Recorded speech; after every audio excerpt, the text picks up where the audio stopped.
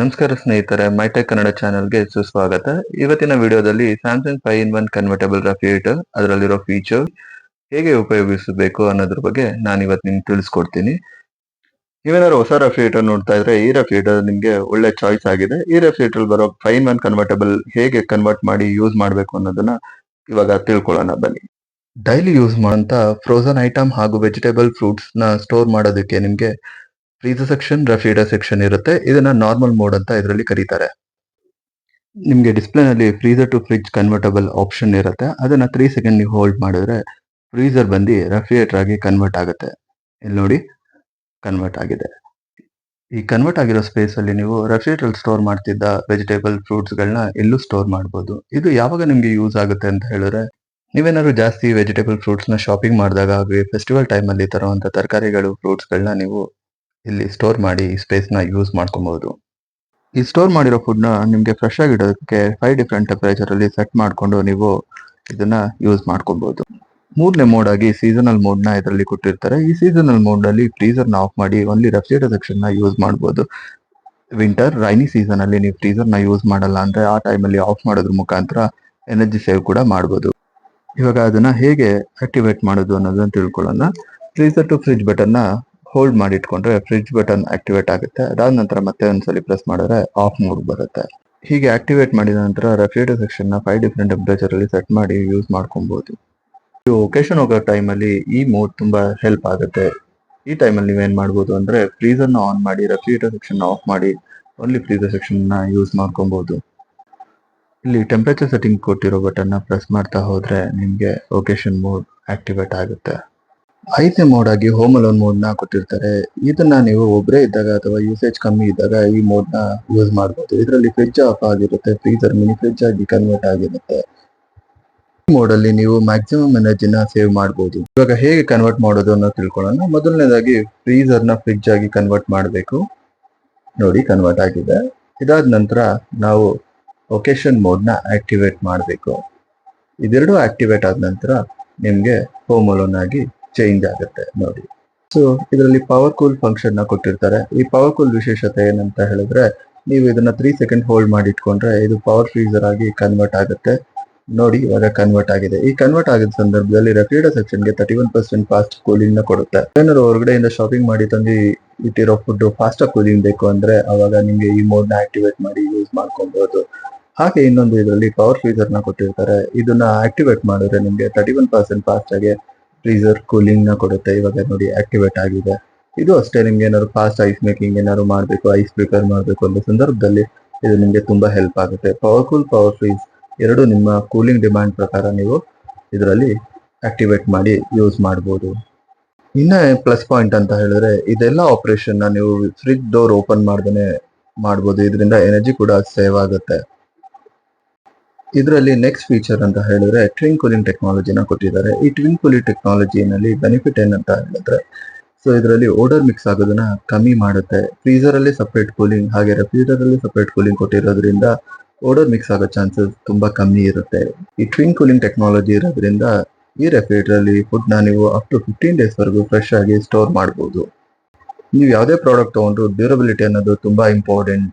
ಯಾಕಂದ್ರೆ ನೀವು ತಗೊಳ್ಳೋಂಥ ಪ್ರಾಡಕ್ಟ್ ಬಂದು ವ್ಯಾಲ್ಯೂ ಫಾರ್ ಮನಿ ಆಗಿರ್ಬೇಕು. ಡ್ಯೂರಬಿಲಿಟಿ ತುಂಬಾ ಇಂಪಾರ್ಟೆಂಟ್ ರೋಲ್ ನ ಪ್ಲೇ ಮಾಡುತ್ತೆ. ಸ್ಯಾಮ್ಸಂಗ್ ಅವರು ಈ ರೆಫ್ರಿಜರೇಟರ್ಗೆ 20 ಇಯರ್ಸ್ ಕಂಪ್ರೆಸರ್ ವಾರಂಟಿನ ಕೊಡ್ತಾ ಇದ್ದಾರೆ. ಇದು ಬೆಸ್ಟ್ ಅಂತ ನಾವು ಹೇಳ್ಬೋದು. ಇನ್ನ ಈ ರೆಫ್ರಿಜರೇಟರ್ ಡೋರ್ ತುಂಬಾ ಯೂನಿಕ್ ಆಗಿ ಡಿಸೈನ್ ಮಾಡಿದ್ದಾರೆ. ಇದರಲ್ಲಿ ಪಾಕೆಟ್ ಹ್ಯಾಂಡಲ್ ಡಿಸೈನ್ ನ ಕೊಟ್ಟಿದ್ದಾರೆ. ಇದರಿಂದ ನೀವು ಈಸಿಯಾಗಿ ಡೋರ್ ನ ಓಪನ್ ಮಾಡಬಹುದು, ಕ್ಲೋಸ್ ಮಾಡಬಹುದು. ನೋಡಿ, ಫ್ರೀಜರ್ ಡೋರ್ ಕೂಡ ಸೇಮ್ ಪಾಕೆಟ್ ಹ್ಯಾಂಡಲ್ ಟೆಕ್ನಾಲಜಿನ ಕೊಟ್ಟಿದ್ದಾರೆ. ಈಸಿಯಾಗಿ ಆಪರೇಟ್ ಮಾಡಬಹುದು. ಇದು ಒಂದು ಯೂನಿಕ್ ಆಗಿ ಕೊಟ್ಟಿದ್ದಾರೆ. ಸೊ ಇನ್ನ ಮೆಟಾಲಿಕ್ ಫಿನಿಶ್ ಅಲ್ಲಿ ಬರೋ ಈ ರೆಫ್ರಿಜರೇಟರ್ ನಿಮ್ಗೆ ಫಿಂಗರ್ ಪ್ರಿಂಟ್ ರೆಸಿಸ್ಟೆಂಟ್ ಕೂಡ ಇದೆ. ಯಾವುದೇ ತರ ಫಿಂಗರ್ ಪ್ರಿಂಟ್ಸ್ ಬೀಳೋದನ್ನು ಕೂಡ ಅವಾಯ್ಡ್ ಮಾಡುತ್ತೆ. ಹಾಗೆ ಈ ರೆಫ್ರಿಜರೇಟರ್ ಇನ್ಸೈಡ್ ಅಂತ ನಾವು ನೋಡಿದಾಗ ಇದರಲ್ಲಿ ಕೂಲ್ ಪ್ಯಾಕ್ ನ ಕೊಟ್ಟಿದ್ದಾರೆ ಫ್ರೀಜರ್ ಸೆಕ್ಷನ್ ಅಲ್ಲಿ. ಹಾಗೆ ಮೂವಬಲ್ ಐಸ್ ಮ್ಯಾಕ್, ಸೊ ಅಡ್ಜಸ್ಟಬಲ್ ಶೆಲ್ಫ್ ಗಳನ್ನ ನೀಟಾಗಿ ಡಿಸೈನ್ ಮಾಡಿ ಕೊಟ್ಟಿದ್ದಾರೆ.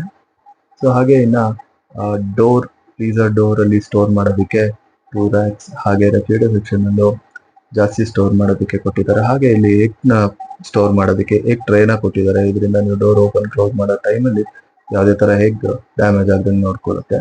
ಹಾಗೆ ಇವಾಗ ಬನ್ನಿ ಕೂಲ್ ಪ್ಯಾಕ್ ಬೆನಿಫಿಟ್ ನ ನಾವು ತಿಳ್ಕೊಳ್ಳೋಣ. ನೋಡಿ ಈ ಬ್ಲೂ ಕಲರ್ ಕಾಣಿಸ್ತಾ ಇದೆಯಲ್ಲ, ಇದು ಕೂಲ್ ಪ್ಯಾಕ್. ಈ ಕೂಲ್ ಪ್ಯಾಕ್ ಇಂದ ನಿಮ್ಗೆ ಕರೆಂಟ್ ಹೋದ ಸಂದರ್ಭದಲ್ಲಿ ಫ್ರೀಸರ್ ನ ಅಪ್ ಟು 10 ಅವರ್ಸ್ ವರೆಗೂ ಕೂಲಿಂಗ್ ನ ಮೇಂಟೈನ್ ಮಾಡುತ್ತೆ. ಇದರಲ್ಲಿ ಕೂಲ್ ಜೆಲ್ ನ ಯೂಸ್ ಮಾಡಿರ್ತಾರೆ. ಇದರಿಂದ ನಿಮ್ಗೆ ಕರೆಂಟ್ ಹೋದ್ರು ಕೂಡ ನೆಕ್ಸ್ಟ್ 10 ಅವರ್ಸ್ ವರೆಗೂ ಕೂಲಿಂಗ್ ನ ಮೇಂಟೈನ್ ಮಾಡೋದಕ್ಕೆ ಹೆಲ್ಪ್ ಆಗುತ್ತೆ. ಸೊ ಇನ್ನು ಕೂಲ್ ಜೆಲ್ ನ ಫಿಕ್ಸ್ ಮಾಡಿದ್ಮೇಲೆ ಅದ್ರ ಮೇಲೆ ನೀವು ಫ್ರೋಸನ್ ಐಟಮ್ಗಳನ್ನ ನೀವು ಸ್ಟೋರ್ ಮಾಡ್ಬೋದು. ಹಾಗೆ ನೆಕ್ಸ್ಟ್ ಇದರಲ್ಲಿ ಫ್ರೀಸರ್ ಸೆಕ್ಷನ್ ಅಲ್ಲಿ ಟ್ವಿಸ್ಟ್ ಐಸ್ ಮೇಕರ್ ನ ಕೊಟ್ಟಿದ್ದಾರೆ. ಹಾಗೆ ಇದು ಮೂವೇಬಲ್ ಕೂಡ. ಇದು ನೋಡಿ ಈಸಿಯಾಗಿ ಟ್ವಿಸ್ಟ್ ಮಾಡ್ಬೋದು. ಇಲ್ಲಿ ನೀವು ಐಸ್ ನ ಫಾರ್ಮೇಶನ್ ಆಗುತ್ತೆ. ಈ ಟ್ರೈನ್ ಅಲ್ಲಿ ಫಾರ್ಮ್ ಆದಾಗ ನೀವೇನ್ ಮಾಡ್ಬೋದು ಅಂದ್ರೆ ಜಸ್ಟ್ ಟ್ವಿಸ್ಟ್ ಮಾಡಿದಾಗ ನಿಮ್ಗೆ ಐಸ್ ಬಂದು ಕೆಳಗಡೆ ಬೌಲ್ ಅಲ್ಲಿ ಕಲೆಕ್ಟ್ ಆಗುತ್ತೆ. ಇದನ್ನ ಈಸಿಯಾಗಿ ಆಚೆ ತೆಗ್ದು ನೀವು ಇದೇ ಬೌಲ್ ಇಂದ ಸರ್ವ್ ಕೂಡ ಈಸಿಯಾಗಿ ಮಾಡ್ಬೋದು. ಇದನ್ನ ತುಂಬಾ ನೀಟಾಗಿ ಡಿಸೈನ್ ಮಾಡಿದ್ದಾರೆ. ಹಾಗೆ ನೀವೇನಾದ್ರು ಇದನ್ನ ಯೂಸ್ ಮಾಡಿಲ್ಲ ಅಂದ್ರೆ ಇದನ್ನ ಆಚೆ ತೆಗ್ದು ಫುಲ್ ಫ್ರೀಸರ್ ಸೆಕ್ಷನ್ ನ ಯುಟಿಲೈಸ್ ಮಾಡ್ಕೊಬಹುದು. ಇನ್ನು ರೆಫ್ರಿಜರೇಟರ್ ಸೆಕ್ಷನ್ ಗೆ ಬಂದ್ರೆ ಇದರಲ್ಲಿ ಟಫನ್ ಗ್ಲಾಸ್ ನ ಕೊಟ್ಟಿದ್ದಾರೆ. ಇದು ಅಪ್ ಟು 175 kg ಇರೋ ವೆಯ್ಟ್ ಕೂಡ ತಡೆಯುತ್ತೆ. ಹಾಗೆ ಇದನ್ನ ಅಡ್ಜಸ್ಟಬಲ್ ಶೆಲ್ಫ್ಸ್ ಕೂಡ ಕೊಟ್ಟಿದ್ದಾರೆ. ಇದರಲ್ಲಿ ನಿಮ್ಮ ಯೂಸೇಜ್ ಹಾಗೆ ಸ್ಟೋರೇಜ್ ಗೆ ಅನುಕೂಲ ಆಗೋ ತರ ನೀವು ಏನ್ ಮಾಡ್ಬೋದು, ಶೆಲ್ಫ್ ನ ಅಡ್ಜಸ್ಟ್ ಮಾಡ್ಬೋದು. ಇವಾಗ ನೋಡಿ ಈ ತರ ನೀವು ಶೆಲ್ಫ್ ಗಳನ್ನ ಅಡ್ಜಸ್ಟ್ ಮಾಡಿ ನೀವು ಸ್ಟೋರೇಜ್ ನ ಯೂಸ್ ಮಾಡ್ಕೊಬಹುದು. ಇದರಲ್ಲಿ 3 ಶೆಲ್ಫ್ಸ್ ಬರುತ್ತೆ. ಅದನ್ನ ನಿಮ್ಗೆ ಯಾವ ತರ ಬೇಕು ಆ ತರ ಅಡ್ಜಸ್ಟ್ ಮಾಡಿ ಯೂಸ್ ಮಾಡ್ಬೋದು. ಎಕ್ಸಾಂಪಲ್ ನೀವೇನಾದ್ರು ಒಂದು ದೊಡ್ಡ ಕೇಕ್ ತಂದಿರ್ತೀರಾ ಅಂತ ಇಟ್ಕೊಳ್ಳಿ, ಬರ್ತ್ಡೇ ಕೇಕ್. ಆ ಟೈಮಲ್ಲಿ ನಿಮ್ಗೆ ಸ್ಪೇಸ್ ಬೇಕು ಅಂತ ಟೈಮಲ್ಲಿ ತರ ಅಡ್ಜಸ್ಟ್ ಮಾಡ್ಕೋಬಹುದು. ಹಾಗೆ ವಾಟರ್ ಮಿಲನ್, ಕೆಲವೊಂದು ವಸ್ತುಗಳನ್ನ ನೀವು ಸ್ಟೋರ್ ಮಾಡೋ ಟೈಮಲ್ಲಿ ನಿಮ್ಗೆ ಸ್ಪೇಸ್ ಜಾಸ್ತಿ ಇರಬೇಕು, ಹೈಟ್ ರಿಕ್ವೈರ್ಮೆಂಟ್ ಇದ್ದಾಗ ನೀವು ಈ ತರ ಅಡ್ಜಸ್ಟ್ ಮಾಡಿ ಯೂಸ್ ಮಾಡ್ಕೊಬಹುದು. ಎಲ್ಲ ವಸ್ತುಗಳನ್ನ ಸ್ಟೋರ್ ಮಾಡೋದಕ್ಕೆ ತುಂಬಾ ಹೆಲ್ಪ್ ಆಗುತ್ತೆ. ಇನ್ನ ಈ ರೆಫ್ರಿಜರೇಟರ್ ಅಲ್ಲಿ ನೋಡಿದ್ರೆ ನಿಮ್ಗೆ ಫ್ರೀಜರ್ ಸೆಕ್ಷನ್ ಅಲ್ಲಿ ವೆಂಟ್ ಗಳನ್ನ ನೀಟಾಗಿ ಡಿಸೈನ್ ಮಾಡಿದ್ದಾರೆ. ಸೊ ಕೂಲ್ ಪ್ಯಾಕ್ ಮೇಲೆ ಹಾಗೆ ಕೂಲ್ ಪ್ಯಾಕ್ ಕೆಳಗಡೆ ವೆಂಟ್, ಹಾಗೆ ರೆಫ್ರಿಜರೇಟರ್ ಸೆಕ್ಷನ್ ಅಲ್ಲಿ ಪ್ರತಿಯೊಂದು ಶೆಲ್ಫ್ ಕೂಲಿಂಗ್ ನ ಡಕ್ ನ ಕೊಟ್ಟಿದ್ದಾರೆ. ಇದರಿಂದ ನಿಮ್ಗೆ ಎಲ್ಲ ಕೂಲಿಂಗ್ ಡಕ್ ನೀಡಿರೋದ್ರಿಂದ ಎಲ್ಲಾ ಕಡೆ ನಿಮ್ಗೆ ಬೆಸ್ಟ್ ಕೂಲಿಂಗ್ ಸಿಗುತ್ತೆ. ಹಾಗೆ ಇನ್ನು ವೆಜಿಟೇಬಲ್ ಬಾಕ್ಸ್ ಕಡೆ ಬಂದಾಗ ವೆಜಿಟೇಬಲ್ ಬಾಕ್ಸ್ ಅಲ್ಲಿ ನಿಮ್ಗೆ ವೆಜಿಟೇಬಲ್ ನ ಸ್ಟೋರ್ ಮಾಡಿದ್ರೆ ಅಪ್ ಟು 15 ಡೇಸ್ ವರೆಗೂ ಫ್ರೆಶ್ ಇರೋ ತರ ಮೇಂಟೈನ್ ಮಾಡುತ್ತೆ. ಇದು ಕೂಡ ತುಂಬಾ ಯೂನಿಕ್ ಆಗಿ ಡಿಸೈನ್ ಮಾಡಿದ್ದಾರೆ. ಹಾಗೆ ಇನ್ನು ಡೋರ್ ಶೆಲ್ಫ್ಸ್ ಅಂತ ಬಂದಾಗ ಶೆಲ್ಫ್ ಅಲ್ಲೂ ಅಷ್ಟೇ ನಿಮ್ಗೆ ಮ್ಯಾಕ್ಸಿಮಮ್ ಐಟಮ್ಗಳನ್ನ ಸ್ಟೋರ್ ಮಾಡೋದಕ್ಕೆ ಹೆಲ್ಪ್ ಆಗೋ ತರ ಡಿಸೈನ್ ಮಾಡಿದ್ದಾರೆ. ಈ ಶೆಲ್ಫ್ ಅಲ್ಲಿ ನೀವು ದೊಡ್ಡ ಬಾಟಲ್ಗಳೇನಾದ್ರು ಸ್ಟೋರ್ ಮಾಡೋದಾದ್ರೆ ನಿಮ್ಗೆ ಬಿಗ್ ಬಾಟಲ್ ರಾಕ್ ಕೂಡ ಕೊಟ್ಟಿದ್ದಾರೆ. ಅದರಿಂದ ಈಸಿಯಾಗಿ ಸ್ಟೋರ್ ಮಾಡ್ಬೋದು. 5-in-1 convertible twin cooling power freezer ಈ ಸೆಗ್ಮೆಂಟ್ ಅಲ್ಲೇ ಬೆಸ್ಟ್ ಟೆಕ್ನಾಲಜಿ ಆಗಿ ನಿಮ್ಗೆ ಸ್ಯಾಮ್ಸಂಗ್ ಅವರು ಆಫರ್ ಮಾಡ್ತಾ ಇದ್ದಾರೆ. ಸೊ ಈ ರೆಫ್ರಿಜರೇಟರ್ ನಿಮ್ಗೆ ವರ್ತ್ ಬೈಯಿಂಗ್ ಅಂತ ಹೇಳ್ಬೋದು. ನೀವು ವ್ಯಾಲ್ಯೂ ಫಾರ್ ಪ್ರಾಡಕ್ಟ್ ಏನಾದ್ರು ನೋಡ್ತಾ ಇದ್ರೆ ಈ ರೆಫ್ರಿಜರೇಟರ್ ನ ಖಂಡಿತ ನೀವು ಚೂಸ್ ಮಾಡಬಹುದು. ಈ ವಿಡಿಯೋ ನಿಮ್ಗೆ ಇಷ್ಟ ಆಗಿದ್ರೆ ಲೈಕ್ ಮಾಡಿ, ಶೇರ್ ಮಾಡಿ. ಹಾಗೆ ನಮ್ಮ ಚಾನೆಲ್ ನ ಇನ್ನೂ ಸಬ್ಸ್ಕ್ರೈಬ್ ಮಾಡಿಲ್ಲ ಅಂದ್ರೆ ಸಬ್ಸ್ಕ್ರೈಬ್ ಮಾಡಿ. ಈ ವಿಡಿಯೋ ಬಗ್ಗೆ ನಿಮ್ಮ ಅಭಿಪ್ರಾಯ ಅನಿಸಿಕೆಯನ್ನ ಕಾಮೆಂಟ್ ಬಾಕ್ಸ್ ಅಲ್ಲಿ ಕಾಮೆಂಟ್ ಮಾಡಿ. ಧನ್ಯವಾದಗಳು.